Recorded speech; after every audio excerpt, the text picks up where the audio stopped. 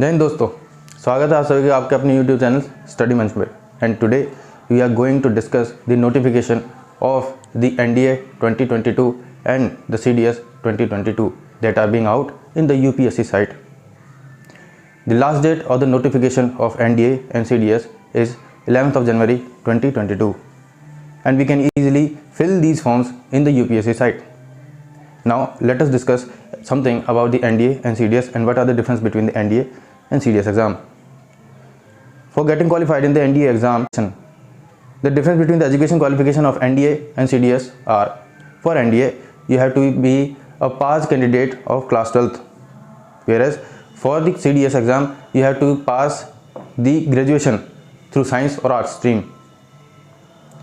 NDA में अगर आप अपना सिलेक्शन पाना चाहते हैं तो NDA के लिए आपको 12th क्लास पास करना होगा और CDS के लिए आपको ग्रेजुएशन पास करना होगा, चाहे तो साइंस या आर्ट्स स्ट्रीम से। NDA में अगर आप फॉर्म देके पेपर देने जाते हैं तो आपके दो पेपर होते हैं। पहले पेपर जनरल नॉलेज, दूसरा paper mathematics.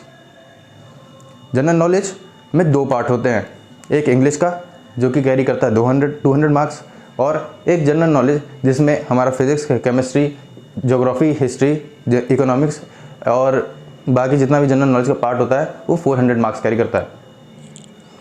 Whereas in CDS there are two papers, the paper 1 and the paper 2 for the arts stream only, but if you are from the science stream there are three papers, paper 1, paper 2 and paper 3. For the science streams the paper 1 is English, the paper 2 is general knowledge, whereas the paper 3 is of mathematics.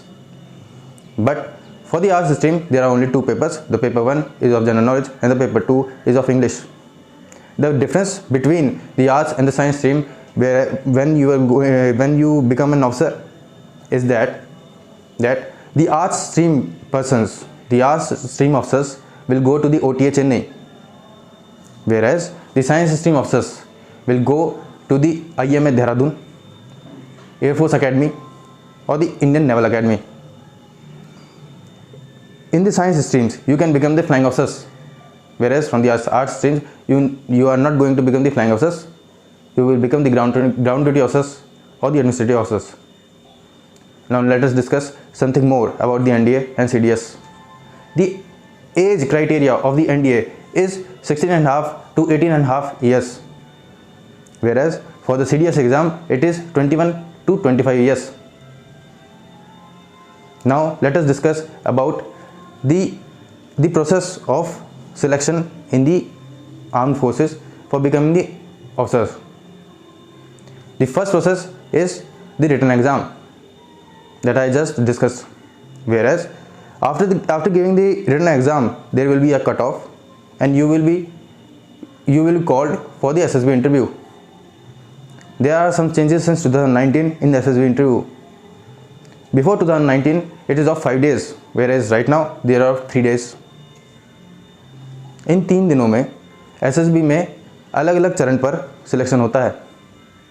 सबसे पहला चरण जिसे screening बोलते हैं, पहले जो 5 दिनों का इंटरव्यू होता था वो वहीं होता था, पर आजकल आपके घर के आसपास जो रीजनल सेंटर होंगे वहीं पर आपका स्क्रीनिंग टेस्ट होगा, जिसमें 2 रीजनिंग तरीके के, जो रीजनिंग हम करते हैं वर्बल और नॉर्मल, उसी तरीके से टेस्ट होता है और उस टेस्ट का नाम इन्होंने दे रखा है officer intelligent rating test, officers intelligence rating test 1 and 2। जब ये आप पेपर क्लियर कर जाते हैं तो आपको फिजिकल देना होता है।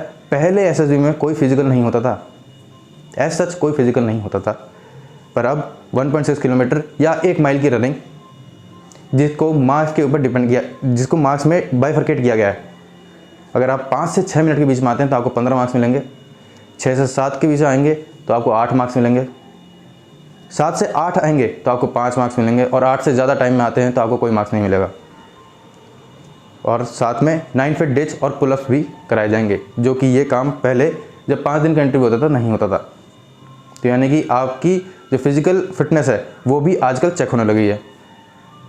अगर आप इन सब में पास नहीं भी होते हैं, अगर officer intelligence rating test pass कर जाते हैं और फिजिकल में आप रह भी जाते हैं तो भी आपको 3 दिन के SSB इंटरव्यू के लिए बुलाया जाएगा। SSB इंटरव्यू में जाते ही आपका फर्स्ट डे शुरू होगा, जो कि होता है साइकोलॉजिकल डे। साइकोलॉजिकल डे में डिफरेंट टाइप के एग्ज़ाम्स होते हैं, वो अभी डिस्कस करते हैं। सबसे पहला होता है TAT, थीमेटिक अपरसेप्शन टेस्ट, जिसमें आपको 9 एम्बिगुअस या फिर हेजी पिक्चर दिखाई जाती हैं। उस हेजी पिक्चर में उन पिक्चरों को आपको डिस्कस नहीं, आपको डिस्क्राइब करना होता है। डिस्क्रिप्शन में आपको हमेशा अपनी पॉजिटिव एनर्जी दिखानी है और कोई एक ऐसी स्टोरी बनानी है जिसकी शुरुआत, जिसके बीच में क्या हुआ और इसकी हैप्पी एंडिंग दिखानी होती है। उससे आपकी पॉजिटिव थिंकिंग और आपकी स्किल्स का पता लगता है। इसके बाद आता है वर्ड एसोसिएशन टेस्ट।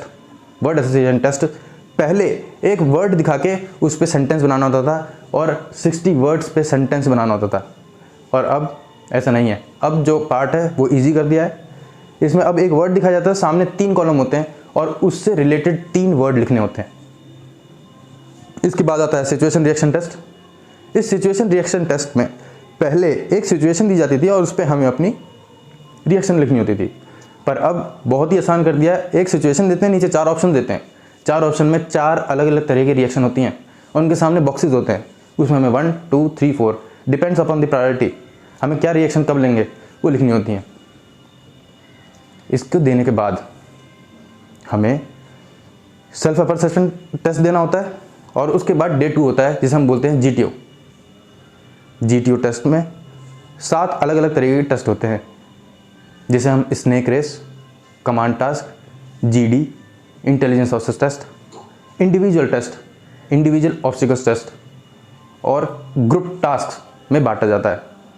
इसमें एक GT ऑफिसर यानी कि ग्राउंड टास्क ऑफिसर आपको अलग अलग तरीके से एसेस करता है और वो 15 ऑफिसर लाइक क्वालिटीज़ जिन्हें हम 15 OLQs बोलते हैं, उन एसेस करके ये देखता है कि जो एक ऑफिसर हम सेलेक्ट करने वाले हैं वो हमारे उस स्केल में फिट बैठ रहा है कि नहीं। अगर वो इस स्केल से ज़्यादा या कम होता है तो दोनों ही सिचुएशन में नहीं लिया जाता, वो नॉट रिकमेंडेड होता है। उन्हें बिल्कुल अपने स्केल पर ही चाहिए, ना ही हम ज़्यादा और ना ही हम कम होने चाहिए। अगर आप बिल्कुल फिट हैं तो वो रिकमेंड होते हैं। SSB में रिकमेंडेड और नॉट रिकमेंडेड ही होता है, यहाँ पे कुछ भी फेलियर और सक्सेस नहीं होता, because every time you go to the SSB it will give a new energy and experience for your life. Every time, if you want to become an officer in defense forces, you have to give SSB, whether the entries are NDA, CDS, TES, UGC, NCC, etc. etc. Every time you have to give the same SSB process. And if you want to join these elite forces, you every time have to give these kind of things. The GTO was the second day, and the last and the third day is of the conference test.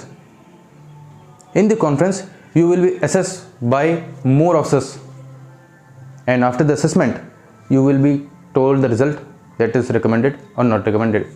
The recommended personals need to be there for their medical test, and the persons who are not recommended will go to their hometowns.